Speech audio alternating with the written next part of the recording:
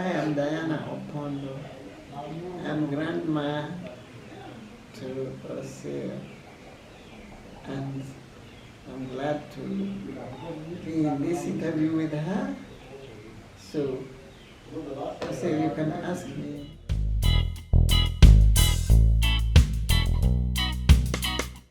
Culture is, according to me, I think that the way people do things in a certain society.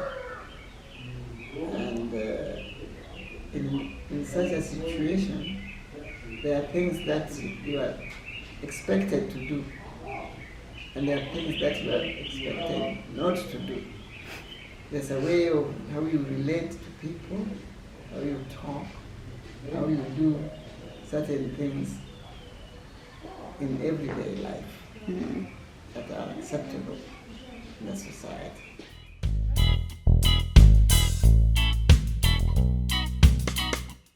Well, Kenyan tradition is a difficult question because Kenya has got tribes, and every tribe has got their tradition, the way they do things.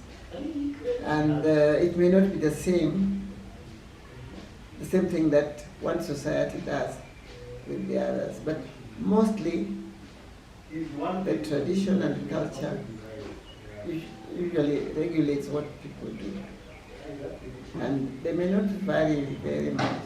Let me take an example of my Luo culture. Let's say in the village, in the home, the former tradition in our society was so good. In this way, a child is born in a village, and the child belongs to the village. So if you are growing up in that village, everybody watches what you do, and anybody is allowed to correct what you do. That's the reason why I like that.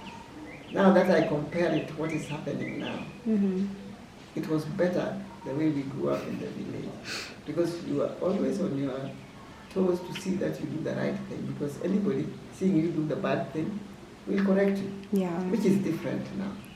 Things have changed, the civilization has changed a lot of these cultures and traditions, so that you cannot even correct a child that is not yours. Yes? So this means that the parents need to have 24 hours watch over their children, because nobody will correct them for you. So I like the way I grew up in a village where we were treated as the children of the village. The culture has broken down, and that is why we are having a lot of problems, because children just grow up the way they grow.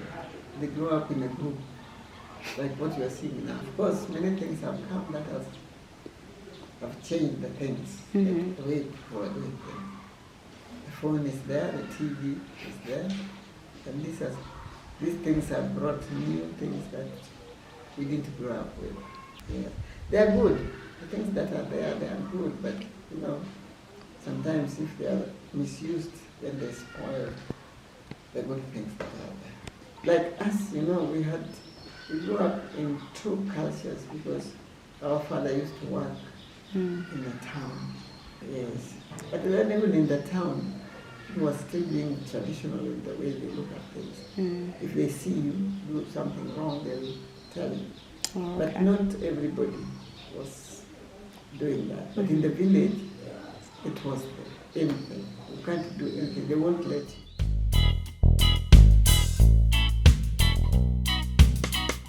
In fact, the Kenyan dish, the same way as the tribal differences, it depends on where you come from. We people from near the lake, our favorite dish was fish.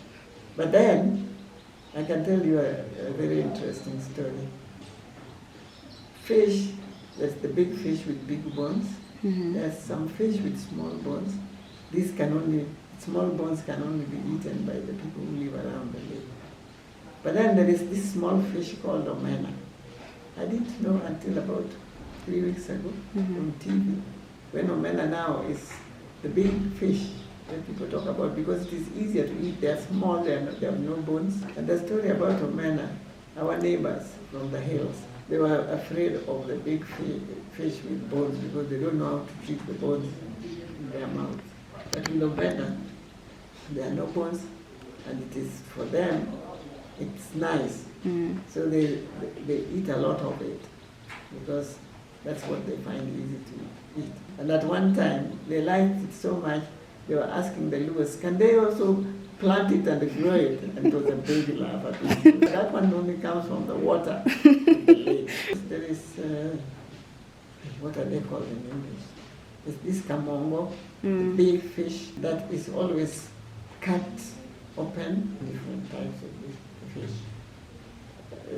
Tilapia is the main one, but there are others like, I don't know what they call them in English or Swahili, mingu, which is smaller than tilapia, and it has got nice eggs inside. The fish eggs, they're those tiny ones. And this is a special fish that has got those eggs.